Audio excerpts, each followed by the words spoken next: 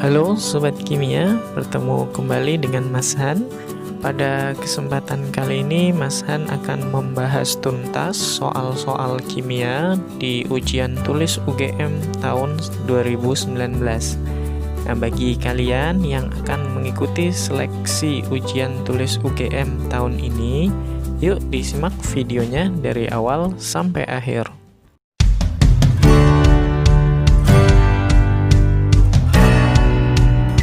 Soal nomor 36. Titik didih suatu larutan yang dibuat dengan cara melarutkan 9 gram suatu senyawa organik ke dalam 100 gram air adalah 100,25 derajat Celcius. Jika Kb dan Kf air masing-masing adalah 0,5 dan 1,86 derajat Celcius per molal, maka titik beku larutan tersebut adalah. Untuk soal nomor 36, ya di sini diketahui larutan X memiliki titik didih 100,25 derajat Celcius. Artinya ini kenaikan titik didih atau delta Tb dari larutan X 100 dikurangin aja, ini 100,25 kurangin 100 atau 0,25 derajat Celcius. Nah, ketika ditanya titik beku, maka kita perlu mencari delta Tf. Nah, rumusnya delta Tf kan sama dengan M dikali Kf. Nah, karena larutannya sama, ini boleh dibandingkan antara delta Tf dengan delta Tb ya. Nah, karena larutannya sama, molalitasnya ini konsentrasinya juga sama, bisa dicoret. Maka kita bisa peroleh delta Tf-nya itu sama dengan Kf 1,86 dibanding Kb-nya 0,52 atau 0,5 ya, itu dibulatkan, pindah ruas dikali 0,25. Bisa dicoret 0,25 sama 0,5, 0,5 kan nilai delta Tf-nya 1,86 dikali setengah atau 0,93. Maka titik bekunya tinggal tambahin min 0,93 derajat Celcius. Jawabannya adalah yang D ya. Soal nomor 37. Seorang siswa membuat larutan asam lemah Ha dengan konsentrasi 1 molar. Larutan yang diperoleh memiliki pH 2. Nilai Ka asam lemah Ha tersebut adalah. Untuk soal nomor 37, mula-mula pH kita ubah dulu ya menjadi H+, pH-nya 2, berarti H+-nya sama dengan 10 pangkat min 2. Karena ini Ha adalah asam lemah, rumus H+ itu sama dengan akar Ka dikali dengan Ma. Nah, supaya akarnya hilang, ruas kiri dan kanan boleh dikuadratkan ya. Jadi nanti ini H+-nya dikuadratkan 10 pangkat min 2 kuadrat sama dengan Ka yang ditanya, Ma-nya 1. Maka nilai Ka-nya diperoleh 10 pangkat min 2 kuadrat, 10 pangkat min 4. Jawabannya adalah yang D. Nah, mudah sekali ya ini. Soal nomor 38. Dalam reaksi inti, N ditambah X menghasilkan O ditambah H. Simbol X melambangkan. Nah, untuk soal nomor 38, di dalam kimia inti itu berlaku seperti ini, hukum kekalahan massa ya. Jadi massa sebelah kiri sama dengan massa sebelah kanan. Nah, di sebelah kiri ini kan atasnya 14 sama enggak tahu. Di kanan ini 16 tambah 2 berarti 18. 14 tambah berapa biar jadi 18 atasnya? Oh, berarti 4. Kalau yang bawahnya ini kan 7.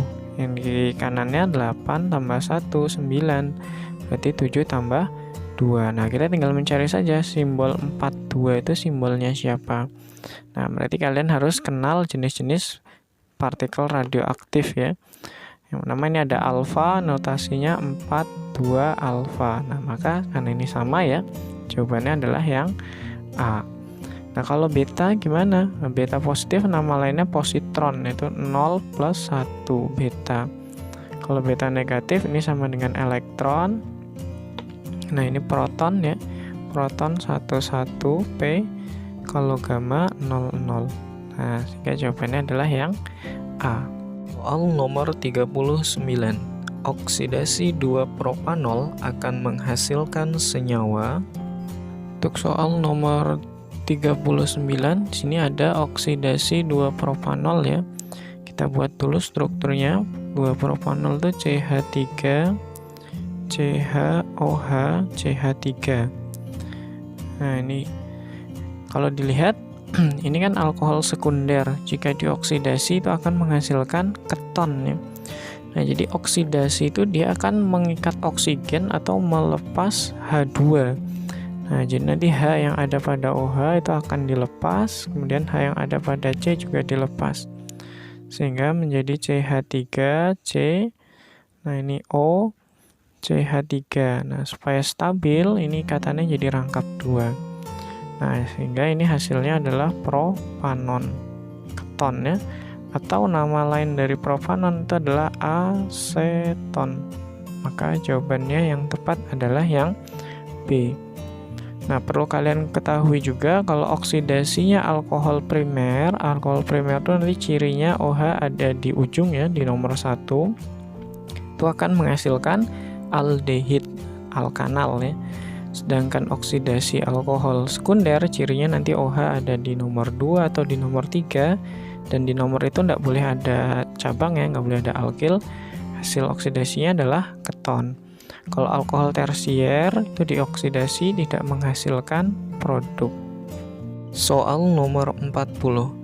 Jika larutan CuNO3 2 kali dialiri arus listrik melalui elektroda platina dengan kuat arus 0,1 ampere selama 193.000 detik, maka berat gas yang diperoleh dari elektrolisis ini adalah.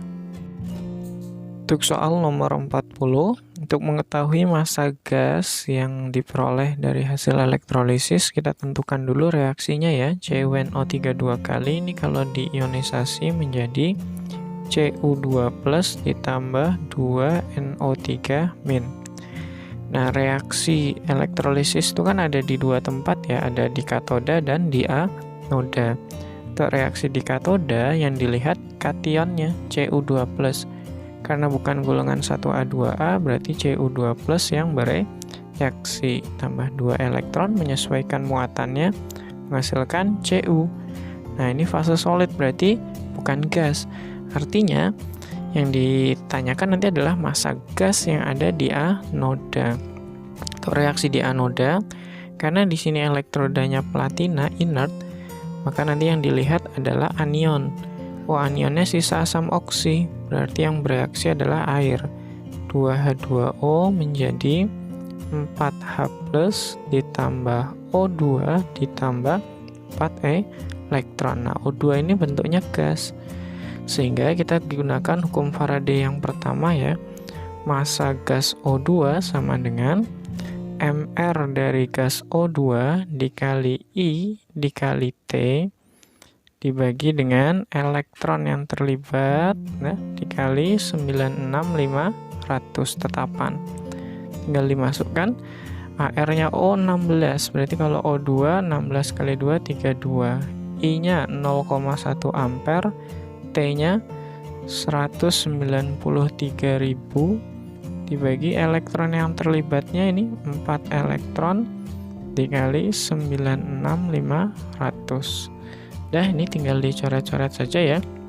193.000 dengan 96.500 ini berarti 2. 32 sama 4 8. 8 kali 2 16 kali 0,1 berarti 1,6 gram. Jawabannya adalah yang B ya. Nah, ini mudah ya. Nah. Soal nomor 41. Logam Na dapat bereaksi dengan air menghasilkan NaOH dan gas H2. Jika sejumlah logam Na bereaksi sempurna dengan 500 ml air, menghasilkan larutan dengan pH 13 ditambah log 2, maka volume gas H2 yang dihasilkan dari reaksi tersebut saat STP adalah. Untuk soal nomor 41, ini untuk mula-mula kita buat dulu reaksi antara logam Na dengan air ya. Na ditambah H2O Tadi katanya menghasilkan NaOH dan H2. Pastikan reaksinya setara ya. Nah, supaya setara ini nanti Na-nya dikalikan 2, H2O kalikan 2, ini juga kalikan 2. Jadi kiri Na-nya 2, di kanan 2, H-nya 4, ini 2 tambah 2, 4, O-nya 2, O-nya 2. Nah, diketahui pH larutannya ini pH-nya tadi sebesar 13 ditambah log 2. Nah, ini pH dari NaOH. 13 ditambah log 2. Nah, artinya nilai pOH-nya karena basa 14 dikurangi 13 plus log 2, 1 min log 2. Nilai OH minnya diperoleh 2 kali 10 pangkat min 1 molar. Nah, untuk tahu volume dari H2, kita bisa gunakan konsep stoikiometri, perbandingan mol sama dengan perbandingan koefisien. Sehingga nanti molnya H2 dibanding dengan molnya NaOH sama dengan koefisiennya H2 dibanding dengan koefisiennya dari NaOH. Nah, mol H2 karena ditanya volume dalam kondisi STP, volume per 22,4 liter. Sama dengan koefisien H2-nya ini 1, koefisien NaOH-nya 2, ini pindah ruas. Nah, mol NaOH karena ada molaritas berarti M kali V. Ini 2 kali 10 pangkat min 1 molar. Volumenya tadi diketahui 500 mili atau 0,5 liter. Nah, ini tinggal dicoret-coret saja. 2 sama 2 coret, maka volumenya diperoleh 22,4 kalau dikali setengah 11,2 kali 10 pangkat min 1 1,12 liter. Jawabannya adalah yang A. Soal nomor 42. Pada fase gas, jumlah elektron yang tidak berpasangan pada atom X dengan nomor atom 30 adalah. Nomor 42, untuk mengetahui banyaknya elektron yang tidak berpasangan, ini caranya kita buat konfigurasi elektronnya. 30X, ini gas mulia terdekatnya adalah 18Ar. Selanjutnya ada 4S2, ini berarti sudah 20 ya, 18 tambah 2. Supaya jadi 30 berarti kurang 3D10. Artinya di sini 4S kan punya satu orbital. Diisi 2, berarti ini penuh. Kalau D punya 5, nah diisi 10 berarti 1, 2, 3, 4, 5, 6, 7, 8, 9, 10.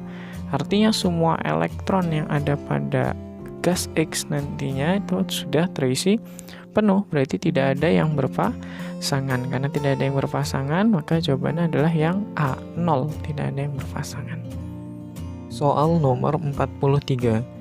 Jumlah pasangan elektron ikat dan pasangan elektron bebas yang dimiliki Xe pada senyawa XeF4 masing-masing adalah. Nah, untuk soal nomor 43, ketika ditanya PeI dan PeB ya, kebetulan di opsinya itu PeI nggak usah dicari karena udah sama semua 4.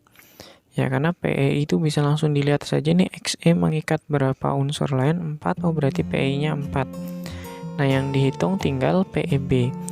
Ya, PeB itu cara mudahnya tanpa membuat struktur Lewis ya, itu elektron valensi dari atom pusat dikurangi PeI dibagi dengan 2. Nah, atau Ev ini sama dengan golongan. Xenon kan kita ketahui adalah golongan 8A, berarti Ev-nya 8.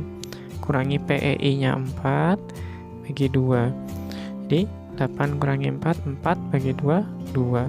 Maka jawabannya adalah yang C. Nah, mudah ya ini. Soal nomor 44. Klorinasi benzena menggunakan Cl2 dengan katalis FeCl3 menghasilkan C6H5Cl dan HCl. Kuantitas benzena yang dapat bereaksi dengan 3,36 liter gas Cl2 saat STP adalah. Untuk soal nomor 44, reaksi klorinasinya benzena ya seperti ini. Kalau dilihat reaksinya adalah substitusi dan sudah setara ya. Ya, kalau dilihat karena koefisiennya sama, ini C6H6 koefisiennya 1, Cl2 1, maka molnya C6H6 atau benzena sama dengan molnya gas Cl2. Nah, supaya dapat massa, rumus mol dari benzena kita rubah gram per mr. Jadi massanya C6H6 dibagi mr. HR-nya C12, 12 kali 6, 72, 72 tambah 6, 78. Sama dengan mol Cl2 karena ada volume dalam kondisi STP, rumusnya volume per 22,4. 3,36 liter per 22,4 liter.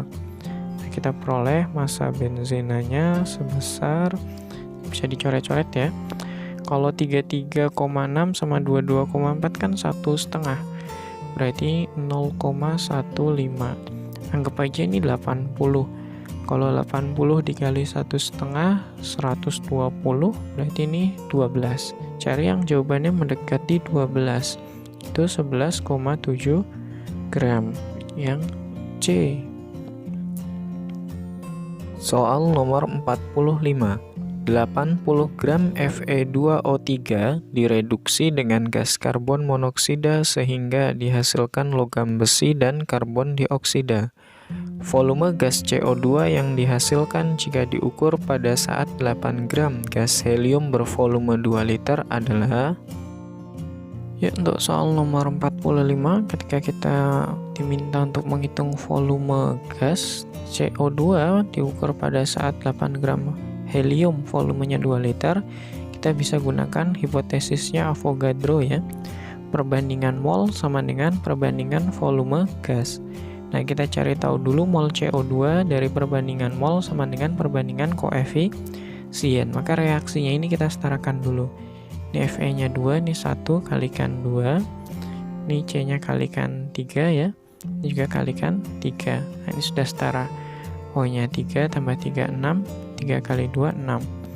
Nah, maka kita peroleh molnya CO2 sama dengan koefisiennya CO2, 3, dibanding koefisiennya Fe2O3, 1, dikali molnya Fe2O3, karena ada massa gram per mr. HR-nya Fe 112 kali 56 kali 2, 112, ditambah 16 kali 3, 48. Jadi 160. Bisa dicoret-coret. Ini sama ini coret setengah ya. Nah, ini 2, 3 per 2 berarti 1,5 mol. Nah, untuk helium kita peroleh molnya sama dengan gram per mr, 8 gram. HR-nya helium 4. Berarti ini 2 mol. Nah, gitu. Sebenarnya di logika bisa ya, ini 2 mol nilainya 2 liter. Berarti kalau 1,5 mol nilainya 1,5 liter. Jawabannya adalah yang A gitu ya. Cuman untuk dipastikan, misalkan mau dimasukkan ke rumusnya Avogadro, volume CO2 dibanding volume helium sama dengan molnya CO2 dibanding dengan molnya helium. Diperoleh volume CO2 sama dengan molnya 1,5, helium molnya 2, dikali volumenya 2. Nah, ini tinggal coret 1,5 liter. Jawabannya adalah yang A. Soal nomor 46. Jika kalor pembentukan SO3 adalah min A kJ per mol dan kalor pembakaran SO2 adalah min B kJ per mol, maka kalor reaksi pembentukan 32 gram SO2 adalah... Langkah pertama yang harus dilakukan untuk menyelesaikan soal nomor 46 adalah kita buat terlebih dahulu reaksi pembakarannya SO2 ya. Reaksi pembakaran SO2. Nah, jadi reaksi pembakaran nanti dia ditambah dengan O2 menghasilkan SO3. Supaya setara, ini O-nya 4, O-nya 3, dikalikan setengah. Nah, ini nilai delta H reaksi pembakarannya diketahui yaitu min B kJ per mol.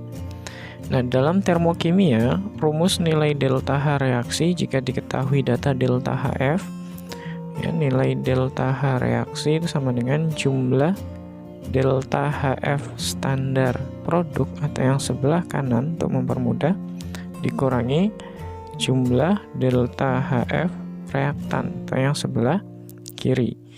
Nah, tinggal dimasukkan delta H reaksinya yaitu min B kilojoule per mol. Di kanan ini ada delta HF-nya SO3 nilainya min A dikurangi sebelah kiri ini delta HF standarnya SO2 ditambah ini ada O2 nya setengah. Nah, kalau ada unsur bebas ini nilai delta HF-nya selalu 0 ya, pasti. Nah, maka kita dapatkan nilai delta HF pembentukan standarnya SO2 itu sebesar ini pindah ruas jadi plus min B pindah ruas jadi plus B dikurangi A. B min A kilojoule per mol. Nah, karena SO2-nya di sini masih satu koefisien, berarti nilai per mol. Nah, sedangkan yang diminta itu nilai untuk 32 gram. Kita bisa buat perbandingan nantinya.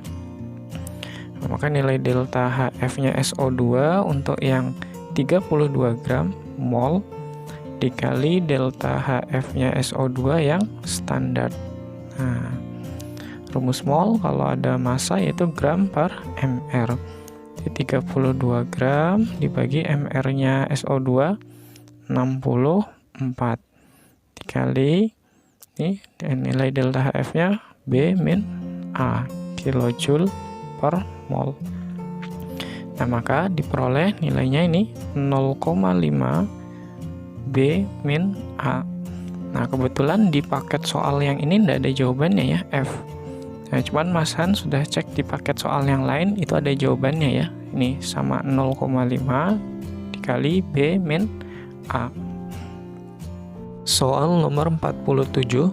Untuk reaksi X ditambah Y menghasilkan produk, diperoleh data sebagai berikut. Berdasarkan data ini, maka orde reaksi total adalah. Untuk mengetahui orde total, mula-mula kita tentukan dulu orde dari masing-masing reaktan ya. Misalkan ini AX kita misalkan A, sedangkan Y kita misalkan B. Nah, untuk mencari A, caranya lihat Y yang sama. Y yang sama ada di data nomor 1 dan nomor 3. Kemudian kita bandingkan saja ini besar bagi kecil. 6 bagi 2, berarti ini 3 pangkat A. Nah, lajunya juga sama, besar bagi kecil. 9 dibagi 3, 27 dibagi 3 hasilnya adalah 9. Maka 3 pangkat A sama dengan 9, A-nya sama dengan 2. Nah, begitu juga untuk mencari ordenya Y atau mencari B. Kita lihat X-nya yang sama. Konsentrasi X yang sama, data nomor 2 dan nomor 3. Besar bagi kecil. 6 dibagi 2 3 pangkat B. Lajunya 27 dibagi 9 3. Berarti 3 pangkat B sama dengan 3, B-nya sama dengan 1. Nah, maka nilai orde totalnya ini tinggal dijumlah saja. Nah, orde total nilainya sama dengan 2 tambah 1, 3. Jawabannya adalah yang D. Soal nomor 48, logam K dapat diperoleh di katoda dengan cara elektrolisis larutan KCl. Sebab pada elektrolisis larutan KCl, ion K+ dapat tereduksi menjadi K. Untuk pertanyaan di soal nomor 48, ini salah ya. Sebab logam golongan 1A, 2A, Al, dan Mn itu hanya bisa diperoleh dari elektrolisis lelehan zatnya. Sebab jika dalam bentuk larutan, yang tereduksi itu adalah H2O, karena nilai potensial reduksi logam 1A, 2A, Al, dan Mn kurang dari H2O atau air. Sehingga pernyataan salah, sebab salah, jawabannya adalah yang E. Soal nomor 49, gas karbon dioksida CO2 di udara bukan penyebab utama hujan asam. Pernyataan ini adalah benar, karena penyebab utama hujan asam itu adalah gas SOx dan gas NOx. Sebab reaksi gas karbon dioksida dan air akan menghasilkan asam karbonat dengan pH sekitar 5 sampai dengan 6. Untuk sebabnya ini salah ya. Karena konsentrasi dari H2CO3 ini tidak diketahui atau asam karbonat tidak diketahui, maka pH-nya bisa ada banyak kemungkinan ya. Ka dari asam karbonat diketahui 4,2 kali 10⁻⁷. Ya misalkan aja konsentrasinya 0,1. Ya, rumus H plus sama dengan Ka dikali Ma. Nah ya misalkan Ma-nya atau konsentrasi asam karbonatnya 0,1. Nah, berarti ini kita peroleh nilainya akar 4,2 dikali 10⁻⁴ ya. Maka pH-nya 4 min log akar 4,2. Nah, nanti kalau konsentrasi asam karbonatnya diubah, maka pH-nya juga akan berubah. Intinya tidak tentu. Sehingga karena pernyataannya benar, sebabnya salah, jawabannya adalah yang C. Soal nomor 50, pada reaksi H2 ditambah I2 menghasilkan 2Hi, delta H sama dengan plus 51,8 kJ. Kesetimbangan akan bergeser ke kanan jika dipanaskan. Pernyataan ini adalah benar, sebab reaksi H2 ditambah I2 menjadi 2Hi merupakan reaksi endoterm. Dilihat dari delta H-nya yang positif ya. Nah, pada reaksi endoterm, jika suhu dipanaskan, maka reaksi akan bergeser ke arah produk atau ke arah kanan. Karena pernyataan benar, sebab benar, dan ini ada hubungan sebab akibat, jawabannya adalah yang A. Soal nomor 51, tekanan gas dalam bejana tertutup akan naik jika temperatur dinaikkan. Sesuai dengan konsep gas ideal, yaitu PV sama dengan nRT. Nah, jika suhu dinaikkan, nah kita lihat di sini tekanan berbanding lurus dengan suhu, maka tekanan juga akan meningkat. Ya, maka pernyataannya adalah benar ya. Tekanan gas dalam bejana tertutup akan naik jika temperatur dinaikkan. Sebab kenaikan temperatur akan menaikkan energi kinetik partikel gas dalam bejana. Nah, ketika suhu dinaikkan, partikel-partikel zat itu akan semakin mudah bergerak, ya, bebas bergerak.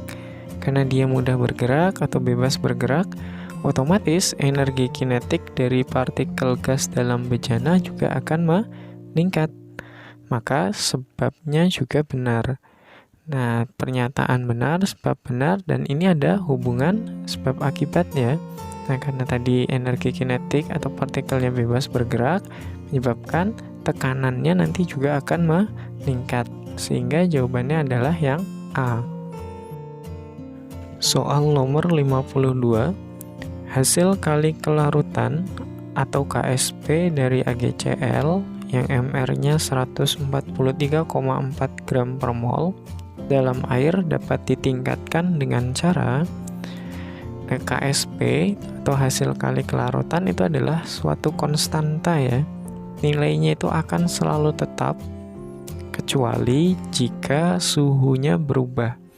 Artinya dari 4 pernyataan yang ada di soal nomor 52 hanya karena dipanaskan nilai KSP atau hasil kelarutannya dapat berubah.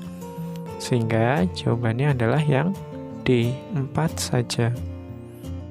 Soal nomor 53, senyawa organik di bawah ini yang mempunyai isomer geometri cis-trans adalah syarat bisa memiliki isomer geometri. Yang pertama itu terjadi pada alkena.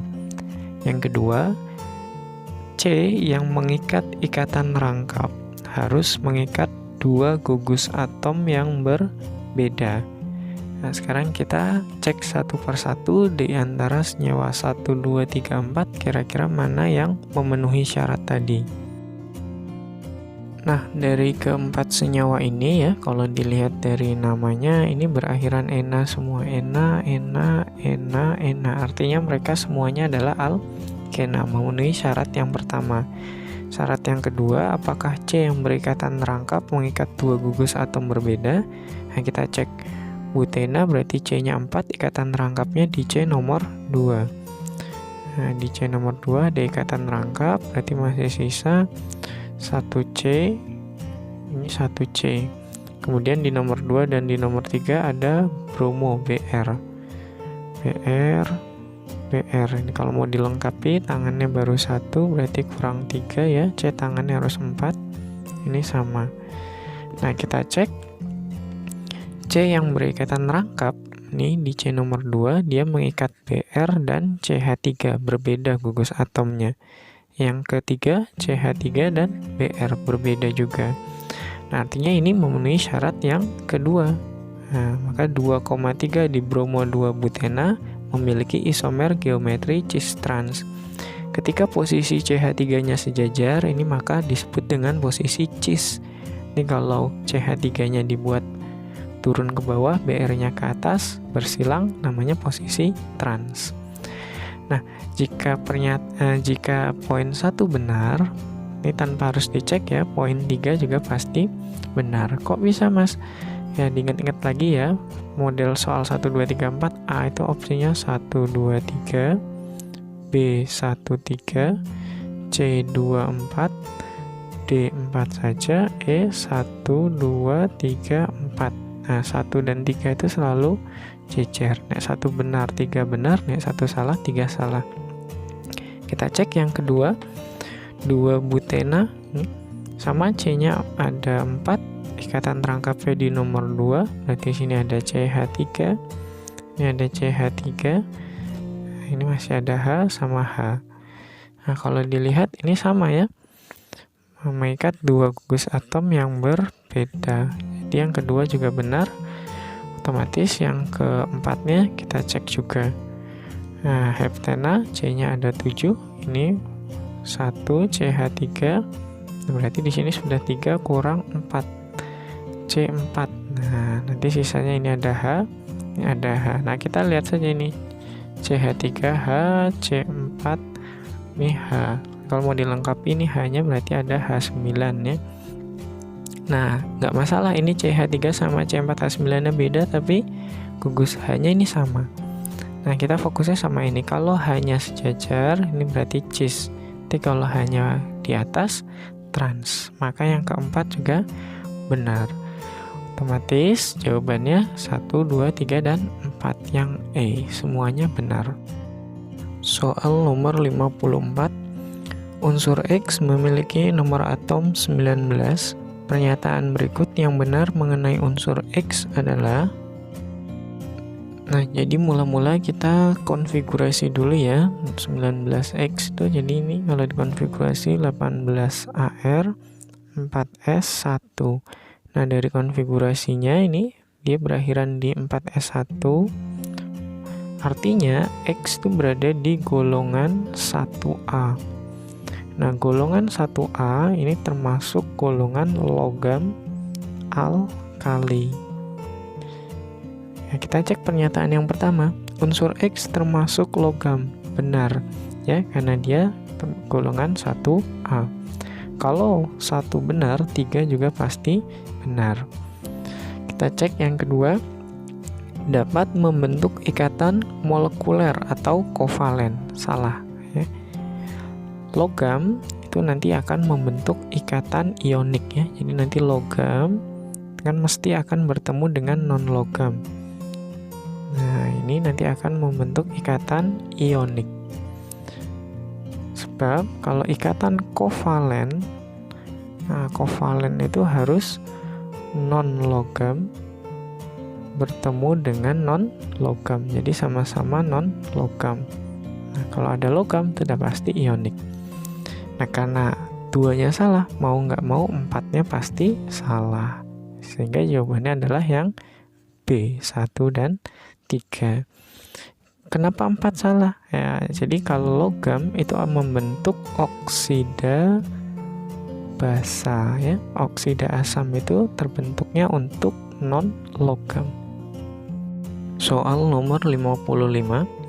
Di antara reaksi-reaksi kesetimbangan yang belum setara berikut ini, reaksi yang memiliki harga tetapan kesetimbangan tekanan atau Kp sama dengan tetapan kesetimbangan konsentrasi adalah: syarat reaksi memiliki nilai Kc sama dengan Kp itu jika koefisien di kiri sama dengan koefisien di kanan. Nah, maka mula-mula kita setarakan dulu reaksinya nih. SO3, ini S-nya 1, ini S-nya 1 juga. O-nya 3, ini O-nya ada 4. Berarti biar sama, ini kalikan setengah, atau supaya nggak pecahan, ini kita kalikan 2 aja. Di 2SO3, 2SO2, ini 1. Di kiri koefisiennya 2, di kanan koefisiennya ada 3. Berarti nggak sama, otomatis yang satu salah. Kalau satu salah, 3 juga pasti salah ya. Ini reaksinya sudah setara, P-nya 1, 1, Cl-nya 5, Cl-nya 5. Di kiri koefisiennya 1, di kanan koefisiennya 2. Nah, untuk yang nomor 2, di kiri N-nya 1, di kanan N-nya 2. Biar sama berarti kalikan 2. Hanya 2 kali 3, 6. Berarti ini 2 kali 3, supaya 6.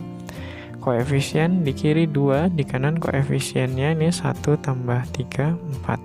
Maka yang nomor 2 juga salah. Otomatis yang nomor 4 pasti benar. Kalau dicek, hanya 2, I-nya 2, kalikan 2. Di kiri koefisiennya 2, di kanan koefisiennya 1 tambah 1, 2. Karena jawabannya 4 saja, opsinya adalah yang D. Nah, itu tadi pembahasan soal UTUL UGM tahun 2019. Kalau kalian ada kesulitan, silahkan komen di kolom komentar. Jika kalian menyukai video Mas An kali ini, silahkan di like, subscribe, dan juga di share. Terima kasih.